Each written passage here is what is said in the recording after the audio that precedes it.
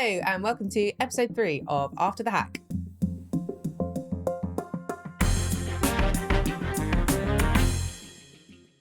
Hello and welcome to After the Hack. I'm Bansaka and I'm joined by Peter, Tom and Femi. So episode 3 takes us back to journalist Nick Davies, who's leaping to the defence of his Guardian colleague Alan, who's about to be hit with a smear story. Uncovering more evidence, Nick teams up with lawyer Charlotte Harris and he links up with old friend Dave Cook, uncovering more information about the cosy relationship between the press and the police. So episode 3, instant reactions, what do we think? Well, let me start in there. I enjoyed it slightly more as a journalist because it got down to some of the more nitty gritty of how you get a story. So, you know, the one, especially when you're up against a litigious, though Murdoch doesn't sue, but he threatens to sue, his lawyers do. And it's more reputational. If you get one thing wrong, you're shoddy journalist, they're all over you. And one of the ways as a journalist to stand things up is also get a court deposition. They're looking for disclosure. This basically, they're using to prise open this sack full of materials when they arrested Mulcair in 2006, which, I don't know, spoilers here, we know ended up having thousands of people on it. They only investigated 3 people, is how to prise open that black bag. I would have quite liked to have seen that black bag. And in fact, there are pictures from the trial, when I was going to the phone hacking trial, had all these whiteboards. It was an extensive office he had with all this material, which the police sort of somehow didn't notice. How do you crack open a conspiracy like this? And I think from that point of view, that, you know, you do work with lawyers, you do work with select committees and other ways to pose things in Parliament, where you get parliamentary privilege. Court documents have what is called a qualified privilege, i.e. you can't be sued over them as long as there's a time limit, because that's always what you're afraid of, being sued, or in their case, and we'll get to that, and you'll know more, being the regulator coming along and saying you screwed up, you've got to put an apology. That's like shame. That's awful for a journalist. So I thought that sense in how you use sources like Cook, like a police officer, very sensitive. I like that. And then just finally, yeah, I mean, we get at Byline Times all the time. That stupid thing in Press Gazette. You know, the way the other press try to bully you. You know, they try always. Private Eye have done things about Byline Festival being full of press haters back in the day. It's a boys' club. It's a bullying boys' club. And when you start a news organisation, there's a hazing ritual where they just bully you for years. And if you keep them standing up, they're kind of, you're welcome to the club. Russ Bridger has told me of times, when other people, because they had a big media section, the rest of the media objected. And they go, their excuse was, oh, it's a village story, it's an insider story, nobody cares about media stories. But actually, it's cover-up, it's cartel. And I thought just to get those 2 points across was quite useful for me. Yeah. Fundamentally, like as a personal story, I remember quite early on when I started getting into the media, I went on this one show, I won't say which show, and the coverage was really bad. It was the decision they made about who they brought on, etc., was just really biased. And I talked about it on Twitter. And then the presenter of that show afterwards told me, Femi, in this industry, it's better to make friends than enemies. Oh. I mean, good enough, you can't refuse. Exactly. It's from then I was like, all right, fine, play the game to an extent, but there's a certain line where if you just keep towing the line, you're part of the problem. And in social media, so you don't need the big channels exactly. anymore. You can establish your own channel. And that's the thing that I genuinely kind of keep subtly threatening the mainstream. Like, ultimately, you guys are losing Gen Z. So those of us who have the ability to speak on social media, we're going to replace you unless you start reflecting the values of Gen Z, which is going to require you to be more moral. So you're bullying them back, basically. Yeah. So you better be friends with us. But that's a fundamental theme of this third episode, that idea of having to use similarly underhanded tactics in order to fight back against the bad guys. Like, for example, Nick Davies having to essentially try and goad or what do you call provoke is the word that was used, the Times to back off Alan. Yeah, so that's the David Lepard thing. David Lepard, by the way, is a very senior journalist then at the Sunday Times. Is all over the Daniel Morgan stuff retrospectively. That it went, whether that come out. So what happens is that they're looking they're trying to get dirt on Alan Rusbridger. And then Nick Davis rings up and goes, "You use John Ford as a blagger, yeah?" So it's kind of mutual assured destruction, isn't it? Yeah, and also like when we're seeing Nick sort of team up with Max Clifford later on in the episode, and there's a suggestion there like, oh, okay, he's willing perhaps for the greater good to team up with somebody who also is quite dubious, particularly with the benefit of hindsight, of course, and we know some of the very serious things that he was eventually jailed for as well. So yeah, there is that kind of implication of to what extent are you willing to work with people doing the dark arts for some sort of like greater good.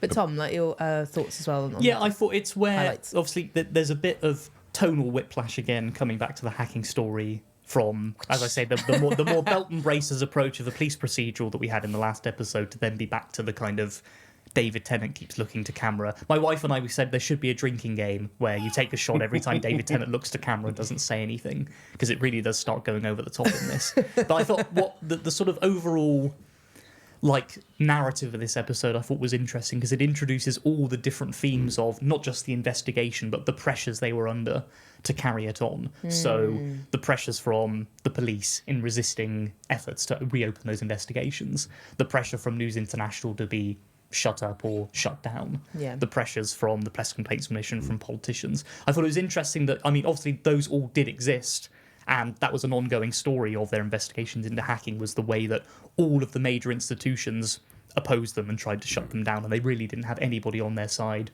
for a long time. I thought it was very strange that actually they applied a lot of those points of resistance to The Guardian itself. They sort of present Alan Rusbridger as being a bit of a wet blanket, and not, I don't really want to piss off the Times, and the Press Complaints Commission will be on our side. And I think that wasn't really Alan Rusbridger, and everyone at the Guardian knew that the Press Complaints Commission was rubbish. They knew that they were going to be in a war with the Times, and they welcomed it because they believed in their story. So it was good to have those themes brought in of, as you say, when you do a big investigation on the media, you're going up against very powerful organisations who will do everything they can to rubbish you. I just thought it was strange that The Guardian itself, again, it's painting Nick Davies as this kind of lone wolf investigator, when really within The Guardian he was supported a lot by his colleagues. He's I just think a maybe lone it's that freelancer. look for drama, maybe, is that because, and I don't know why maybe legal reasons or whatever, they don't present the opposition. We now know what is disclosed both in the phone hacking trial and through all the legal posts. All these cases only closed this year against the Sun and the News International and News UK as it is now, what they were doing to cover up. And had you understood that, you wouldn't need the fight between Nick Davis and Alan Rusbridger. And that is the one thing I don't think works. Alan Rusbridger is immensely tall. And then whenever you see Toby Jones, they're completely different profiles as it's actors. like, and it feels reversed. like he's a cuddly version, the power relations that way, when it wasn't. I mean, he's quite quiet and very cerebral, a very quiet, considered person, but very strong. It's maybe that's problem is I've been there as a dramatist. You go, where's the drama? But that's sort of where you think, if it is a dramatisation, rather than having his opponents be his colleagues in The Guardian, send him to a press event where an invented fictional journalist says, why the fuck are you going after this? You're going to cause yourself problems. It was strange to try and paint The Guardian as one of the enemies in this story. I think they really, really tried to hammer home this idea that both of you are protagonists in both of the episode, on both of the sides of the episode, are just completely alone. Like you have him on his own, and you have Cook playing playing squash against himself. Really emphasizing that. And going back to the issue of like, what is the everybody is against me sort of thing. I like the fact that they really hammer home the lack of morality in the people that Nick is having to deal with by every argument he has to make be in the interest of the person he's speaking to. Because that's the thing that I've often found. Every argument I make, it has to be from their perspective. Why can I convince them that it's in their self-interest to do what I want to do? For example, when he goes to speak to the Met Police, he says, what have you set up? What I'm trying to make this look good for you. What have you set up to make sure that all the information that was too much before is now properly collated? When he goes to speak to the phone companies, it's the Met says that they told you about this hacking. So what have you done to? You wouldn't be lying, would you? Exactly. O2 said this. You said this. You're going to look bad if you don't.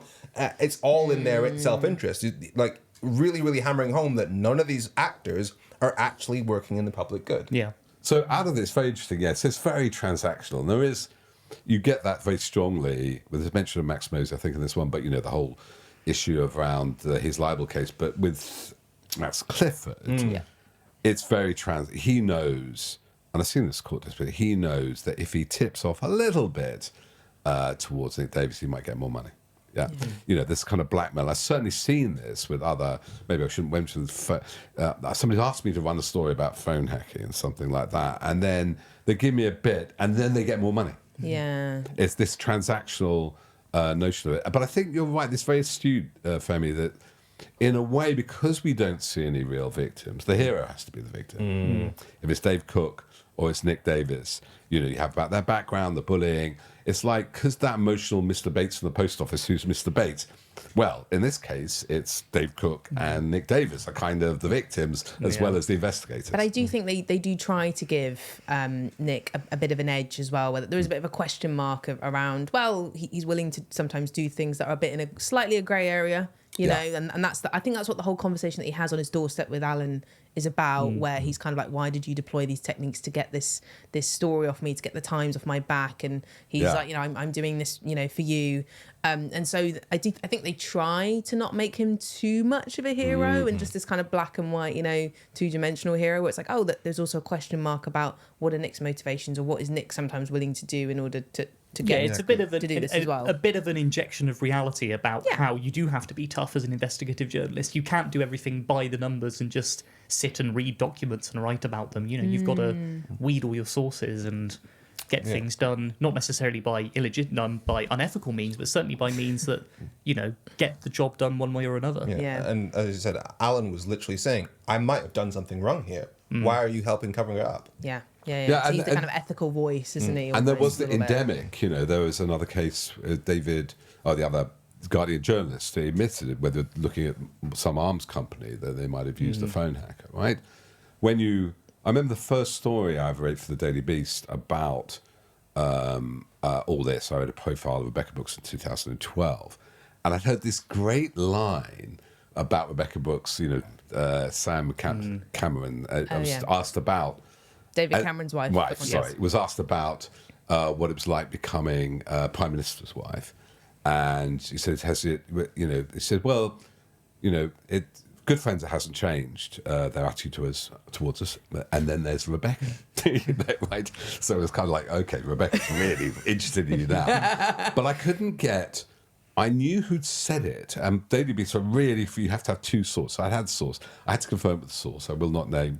Oh, actually, it was Ed Vasey. And I said, and I rang him, I actually emailed him. I said, so understood, that's what Sam Cam said to you.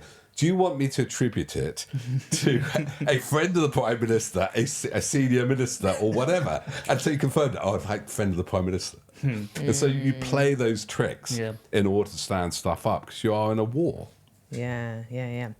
One thing I want to pick up on is if we take ourselves back to the end of episode 1, where we have Nick and Alan at the select committee and they're about to give evidence.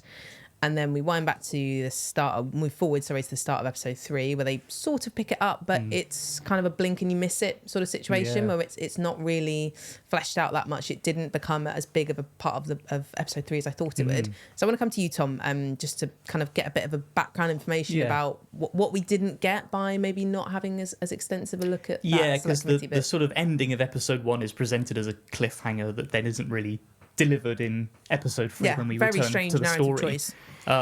So there are a couple of things that happened between the John Yates statement, where the assistant commissioner of the police comes out and basically politely rubbishes the Guardian story, saying we've not seen anything in this report about Gordon Taylor's settlement that suggests we need to reopen investigations. That was a defeat, or a minor defeat, for the Guardian story at the time, and then they are invited to the select committee the next week.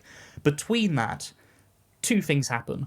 One is that News International also released a statement about the Guardian story in which they openly say this Guardian story risks being deliberately misleading. So they accuse the Guardian of publishing fake news in reporting this Gordon Taylor settlement and trying to claim correctly, that it revealed information of many, many more hacks, many more people hacked than just the one rogue reporter, and that there may be many, many more people at News International who knew about it.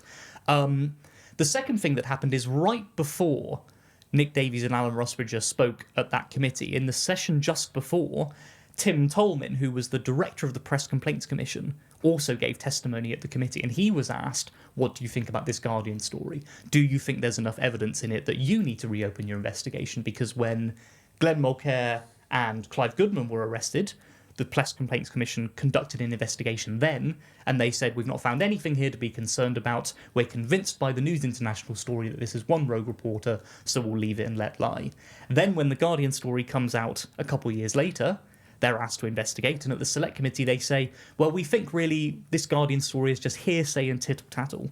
So the regulator, the hearsay and tittle-tattle is what he says, and he says that phrase multiple times in this testimony, immediately before Alan and Nick appear at this hearing. So you have the regulator, what is meant to be an independent body that is all about improving standards in the industry, about holding newspapers to account, about dealing with public complaints. They are immediately taking the same position as the police, as the news organisation under investigation, News International, and they are taking the position of politicians who have also been fed these same lines. So just in that period of a few days between the Guardian story coming out and them appearing at the select committee, all of these big institutions are lining up to also rubbish the story and really pile pressure onto Davies and Rusbridger, which is why I think when they do appear at the committee, and it's such a shame that the drama didn't take the time to let that moment breathe. Because I know I've got a lot of selling to do to make a select committee sound exciting, but that particular, when Nick Davies sits down at that hearing and he goes through line by line, forensically but very simply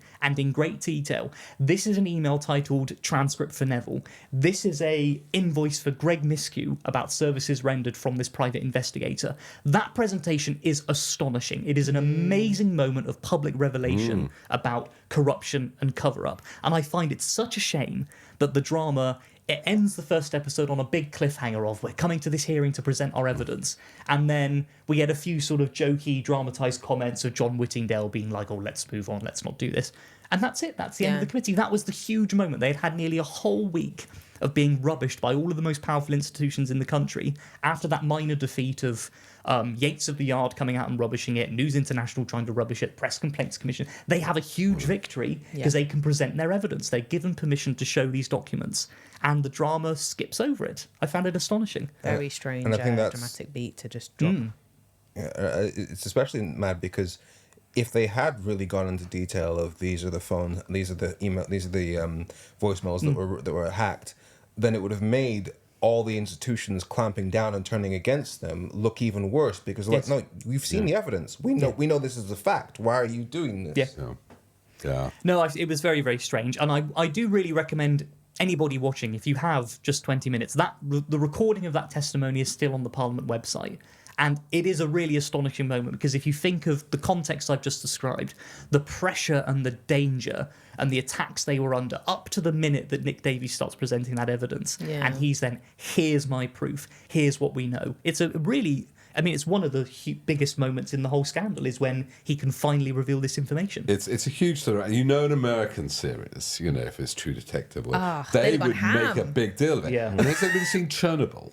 You know, brilliant series, Craig Mazin. And there's the bit where they're basically Lugoff reveals that there was the safety mechanism which made that all blow up. And there's like a 10-minute by Jed Harris presentation of what happened in Chernobyl. Yeah. Literally a university presentation of this happened, then this happened, then this happened. And it goes, it's brilliant. It's astonishing, yeah. And they could have done that. And there is, I think, if this was a Channel 4 or this was a Netflix thing, you're more likely to go down that route. Yeah. What ITV does is this slightly more generic kind of, conventional, the stuff you're expecting from a TV drama, right? Yeah. Which is all done quite, and that way I found, they're trying to be populist that way, but as you said, they're missing a trick, and I found it very old-fashioned in a way, having been out of TV drama for 10, 15 years. Nothing really seems to have changed compared to what we're watching on Netflix or what, Did you feel that too? Anybody else feel that the style of it was quite old school? Yeah, it felt very simplistic.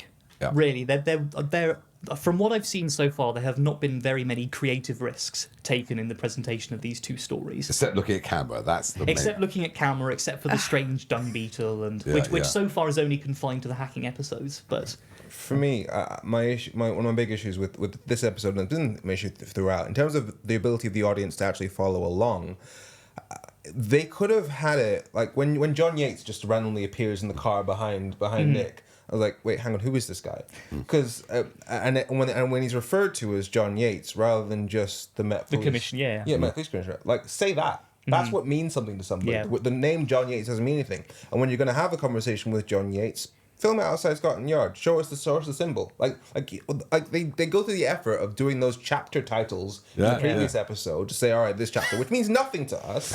but if you show the Scotland Yard symbol, all right, we're at the police people now. Yeah.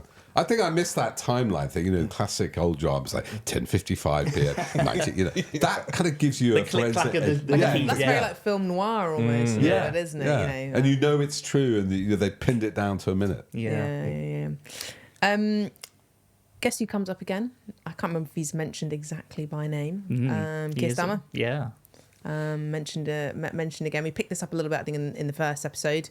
What did we make of Keir Starmer's mention? I think he may have been mentioned just as title rather than his by name. office is mentioned, and it's again after that select committee hearing where they feel they've had this victory.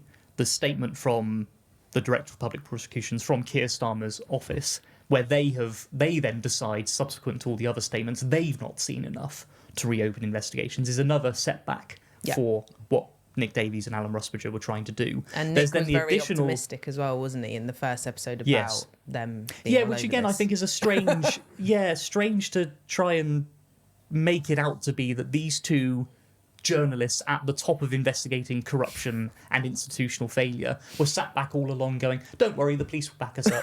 The Press Complaints Commission will back us up. Surely politicians will investigate. It presents them as very, very naive. And it's a bit sort of, written out to...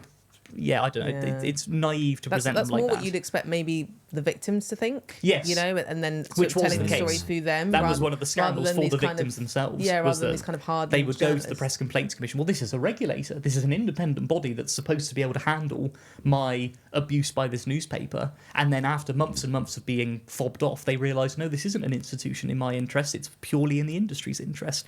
Nick Davies and Alan Rusbridger were not under any illusions about the favouritism by the police or the inability of the Director of Public Prosecutions to investigate what they've been shown. They knew that they were up against it, and they knew that they had to get more evidence, which is another line of inquiry in this episode, is trying to get more information from John Ford, from Max Clifford, from Glenn Mulcair. This is the point in the story where they've made their case, but they need to keep building it. But they're up against all these institutions who are trying at every turn to make it out to be nothing.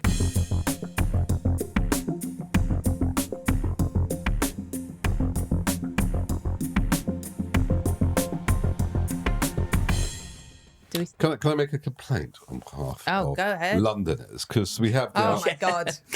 John Ford, I know John Ford, actually, John Ford came forward first to Byline to sort of reveal this stuff in 2018. He doesn't live outside like a house like that. I mean, there's Nick Davis in this beaten up Volvo, and there's this huge house. Mulcair goes into what looks like an Eaton Square apartment, huge white building worth 10 million or something. And I just appeal to location designers, and I know you need a big house to film in, right? Because you have to move the cameras and the cables around. Don't make it so that every minor journalist, private detective, police officer, whatever, is a multi-millionaire, because it's insulting to us. And the other thing is, what is there some deal on these houses and these mates' houses who are getting facility fees? It's annoyed me for 30 years now, and it has to stop. Do we think Keir Starmer's watching? Do you think he's slightly hot under the collar about this? I mean, he's probably been briefed very slightly. You are mentioned in this show.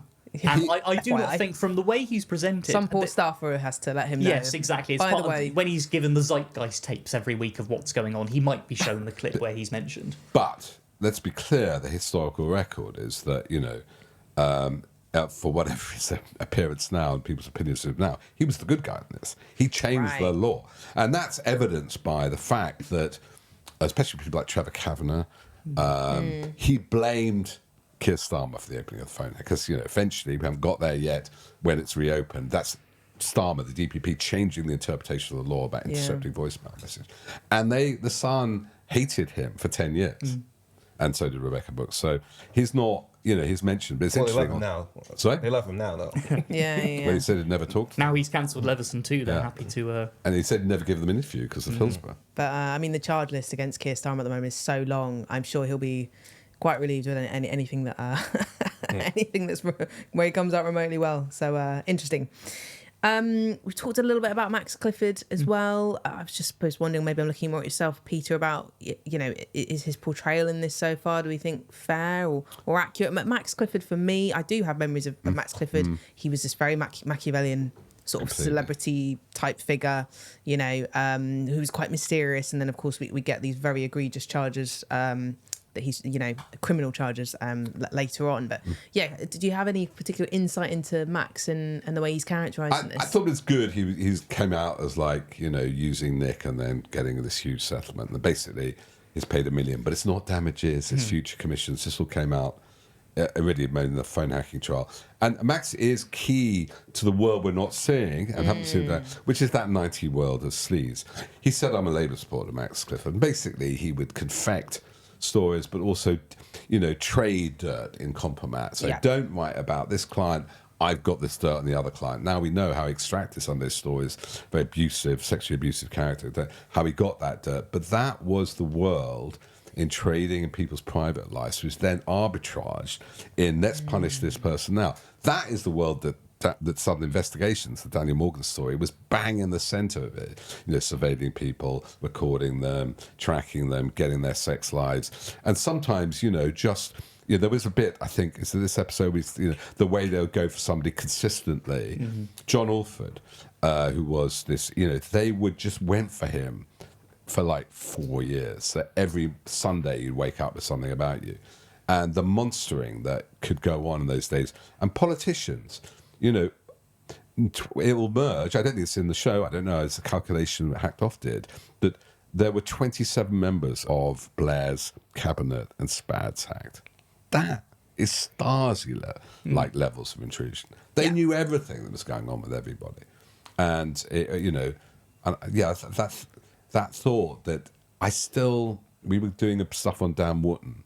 We had this exposed about Dan Wootton and catfishing, and the DCMS committee were quite interested in doing something about it, right? So we took the committee. They said, but don't do anything. We're not going to go. Don't mention anything about the Mail or the Sun, right? They're still terrified because they know if you speak up, next thing you know, they're not going through your bins like John Ford used to, or Benji the bin man. They're not hacking your phones, but they will go for you. Yeah, the introduction of monstering as a tactic by the press. I think when we were talking about episode 1, we were saying, where was this context? Where's this understanding of the power and the abuse and the influence of the press? But it was nice that in this episode, we do get to hear some examples. So there's the Claire Short example of how she opposed Page 3, and then they monstered her and said disgusting comments about how she looked or her intelligence and compared it to the back of a bus and all those sorts of things. Really I just found it... egregious. So, I mean, that was a really egregious example of monstering of a politician. I just found it strange that they didn't complement that by an example of monstering what we might call an ordinary person instead of yet another politician. They talk about Stephen Byers, who obviously was monstered in his own way. We get a bizarre cameo from Alistair Campbell, who talks about that in a kind of third-person perspective, which is a weird way to include him. But there was no, weirdly distracting as well. Yeah, we had the monstering of Christopher Jeffries, for example, which is a major a scandal in its own right, which isn't brought up. I think that doesn't happen yet in historical time, because I actually was in Bristol that night. But of all the celebrities, all of the young singers and models and such who were monstered just because it was a good way to sell stories. The one thing that's also missing here is the election. So this is the moment when News International, who swung behind Blair, Tony Blair, godfather to Wendy Deng and Rupert's daughters, Alistair Campbell flies Blair out in 1993 to meet Murdoch on Hayward Island. But anyway, he since repented of that and other things. The fact that really we're getting... we have a bit about the B-Sky B bit, don't we? It's mentioned in passing. It's not evolved yet. Yeah, and we have a shift in News International supporting... because it doesn't support Brown in the next election. So all this... There's a shifting political context which, yeah, because Brown's now in power, and they're really going for him, and they're bigging up Cameron. And of course, we know this on the public record. You could show Cameron going horse riding with Rebecca, the partying that's going on in Chipping Norton's set, or as they say in Oxford, the Chopping Snortum set. That, you know, that there's this whole political context going on, which explains, you know, some of the reasons, the resistance against the Guardian, why other newspapers didn't want to criticise Murdoch, because they thought, you know, it's going to be the bee's knees now. Yeah, but that was really, it is still now sensational. It's tabloid gossip of the ultimate variety, which is politicians and powerful people going horse riding together and having dinner parties. On a police horse. On a police horse. Rice of a police horse loaned from the Metropolitan Police. But does that feature in this at all? That's a core political... It's a perfect melding of and politics and drama and personalities and power. See Rebecca Brooks in her full charm offensive. They've had the country dinners. Yeah. You know, come back horse riding. Yeah, I want to see that. I want to see how she ensnared people, because these people who do these things, these people who can move in this way, it's not because they're charmless people. No. You know, it can't be. You know, you can't get to these positions and just be deeply dislikable in all those spaces. You know, I want to see what's the charm offensive. I want to see that. And then with the big parties, James was now running News UK. Sorry, News International. Is it James Murdoch. It was that phase of succession plan when he was still favourite. And cleaning things up, by the way, because I think he came along and discovered, there's a great story there, look at the bodies under the floorboards. Yeah, he's going, Dad, what have you done? You know. And they're having these big parties, there's weddings, Becca Brooks' wedding 2009, I think it's exactly this year, you know. Blair and Gordon Brown go there, Cameron... You know, there's still every summer News International summer party, you come and pay court. It's like Versailles. You know, there would be great cutaways. Which is strange, because I feel the fact they've not included that, to me, comes across as they think, oh, it's not material to today, we want to get into the investigation. But that is still happening today. Because we have the Spectator Garden Party, which is the equivalent. Which I've never been invited to. I can't believe it. It's in the post, don't worry. Oh, amazing. But that's the equivalent event, you know, that's that sense of, it's not, any idea of separation between politicians and the media in our society is completely bogus. They are all best friends, they've all been to the same schools, they all cooperate with one another closely, they give favourable briefings here or favourable coverage there. It still goes on. So this idea that it was a forgettable relic of the past, not material to the hacking story. You know, I think that's exactly right. And it's worse. You know, you get Gove close to, very close to Murdoch, Michael Boris Gove. Johnson. You know, they will have this private dinner before Johnson takes over. The revolving door, the political media class, Forsyth, who's Rishi Sunak's best man, Allegra Stratton. You know, there is this class of political media class.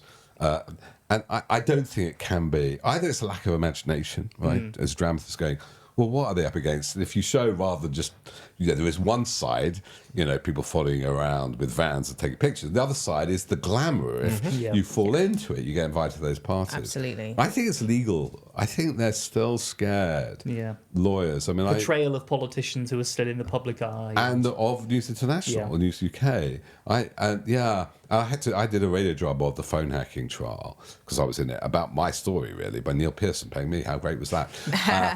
But we couldn't do the Coulson a bit at all, because he was still up for a perjury. Yeah. So there is a sort of lack of, I think it's partly legal caution, institutional and reputational caution, still around Murdoch and Rebecca Brooks. And in a way, they don't do her a favour, do they? Because she just has to turn out as this kind of the wizardess of Oz, evil character for a few Pantomime scenes. villain. Yeah, rather than a living, you know, vibrant human being. And as you say, like, this is still going on. Like, we had a story very, very recently, I think it was in the last maybe 6 months, remember that story about the Conservative Party club where there was that guy who was singing "We're All Racist Now." Yeah, it was basically some long thing of all the things the left calls racist, and it was the chorus was "We're all racist now." It was that, and it was the Tories. Nigel Farage was there. Like, it's cross-party. They all are hanging out behind the scenes and living lives of luxury.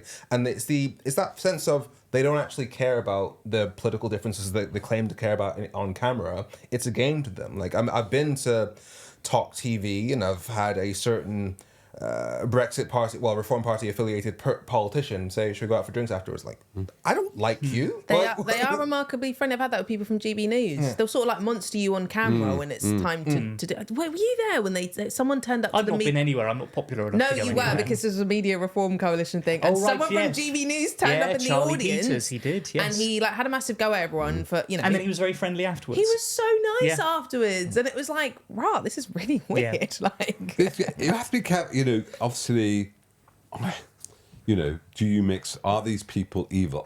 yeah. Yes, I think it's what No, they do. I meant question, but you're confirming no, yes. No, it's what they do is Of evil. course. The power, and I always think about the Murdoch thing. Yeah. We talked at the very opening episode, everybody wearing black shoes and thinking he liked Celine Dion. There's this group thing. It's that people become sociopathic institutions allow them to do it or encourage them to do that. But a lot of people stand up, of course, but that's a small minority. I think the small minority are really evil, and it's the bit in the middle that gets swung. And I'm still, okay, this is slightly different. I had 10 years of tabloid journalists hacking me, threatening me. Oh, well, it didn't hack me, somebody else did. But anyway, and threatening me legally. And part of their job is they gave me an award. They first invited me to Society of Editors. Oh, Peter. And then I didn't tame down, and they went for me. This is this matiness. And that is understandable, but people aren't doing their job, right? One of the things somebody said to me, David Falkenflick, who's a great commentator from NPR. Thank you, PBR. He said to me, everybody being somebody's mate, nobody doing their job. So you can't, I think you're right. I don't despise these people. I can be friendly to them. But I think there's always a danger just being friends with anybody, you know, who you might have to write about. Yeah, and I do feel that. Like, I do sometimes think, all right, I know this person personally. Like, especially with Labour politicians, I worked with a lot of them during the Brexit years, and I now have to look at them like, no, but you're supporting Israel during genocide. You're doing all these horrendous things. I can't spare you in what I say because you're costing millions of thousands of lives. And in terms of them being evil, like, I do think that they are, because from the way I see it is, evil is not defined as an absence. Good is not defined as an absence of desire to do evil. Evil is defined as an absence of desire to do good. You have to be active, and if you're in that situation, if you have that position of power, a role within the media, you have to be doing good. Otherwise, you're part of the problem. Yeah. And from my perspective, obviously, I'm going to mention Brexit. Like, right now, the biggest political debate we've ever had was Brexit, causing major damage to the UK economy, to the NHS, lives ruined in the thousands. It tore the country apart. The decision to keep platforming the people that were objectively wrong on that debate means you don't care what happens to the country. It means you are choosing clicks, like getting Farage on LBC, getting all the people that have been proven objectively to have been wrong in a debate that broke the country, means you don't care. And anybody not standing up doesn't care. I call that evil. Well, Femi, I just saw the party political broadcast by Femi. I agree, but I don't think okay, this is about drama, you know, and that's why it goes back to Rebecca Brooks and the flaws in Nick Davis, the flaws in Dave Cook. You have to allow people to change. Like, I've worked with whistleblowers, former tabloid journalists who hacked, Cambridge Analytica, people who work with Tommy Robinson, right?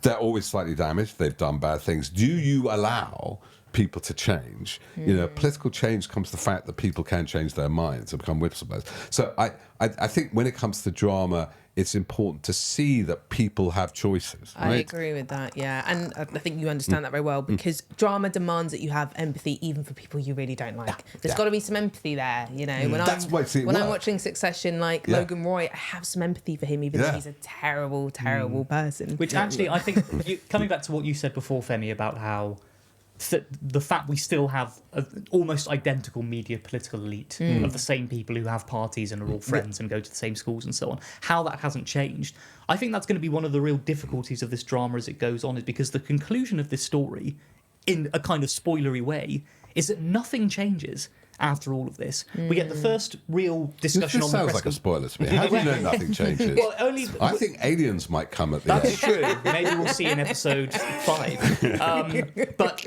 we have in this episode a first real mention of the Press Complaints Commission, which was the industry self-regulator, which was supposed to be responsible for standards, but was really an overblown complaints handler. There's a point in this story where Alan Rusbridger, or the character of Alan Rusbridger, is seen to be sort of thinking the Press Complaints Commission will come to our rescue. They'll side with us. They'll come on the side of rigorous investigation and evidence and truth, and they don't. So here you have an institutionally failing body, which is supposed to be about protecting the public, protecting standards in the press, and not being beholden to big publishers. And all of it is the exact opposite. It was an organisation that was a cheerleader for the industry, that didn't really handle complaints in any way that protected the public, and didn't stand up rigorous investigation or didn't support journalists that were doing it. That hasn't changed. Yeah. I'm sorry to have to spoil it, but when we're talking about, the arc of a drama should be about characters changing or things being We have resolved. Impress, now we have an independent regulator. We Can do I have just Impress. say, if anybody's suffering from insomnia, we should start talking about press regulation, We should. because it always sends everybody to sleep. Just to pause before we do that there. But one thing I do want to say, because I think it is interesting for people of like our generation, because you get this coming in 2011. And then there is this kind of like almost Arab Spring feeling of like, oh, this might be a period of renewal. I think you talked about that last time, and Peter, in one of the previous episodes.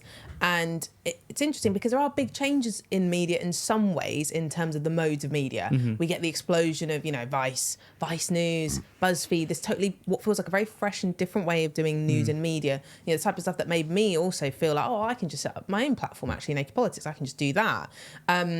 And that there is this kind of halcyon period of a slightly different way and a more subversive way of doing new media. And not all of that has disappeared, but in the 2020s, a lot of that's been dismantled. It's gone. The funding, just didn't work. Venture capital dried up after COVID, and that all went. And so, yeah, it is interesting to then kind of end up falling back on these news organisations and institutions where those same problems are still occurring, and we've still got those same systemic issues and a lot of the same people. As you said. And that's the point. Like, you got the same people, whereas, like, you're right. The media landscape has definitely changed, but having the same people there, I don't agree that we should give these people the opportunity to change, etc. Because there are nearly 70 million people in the UK.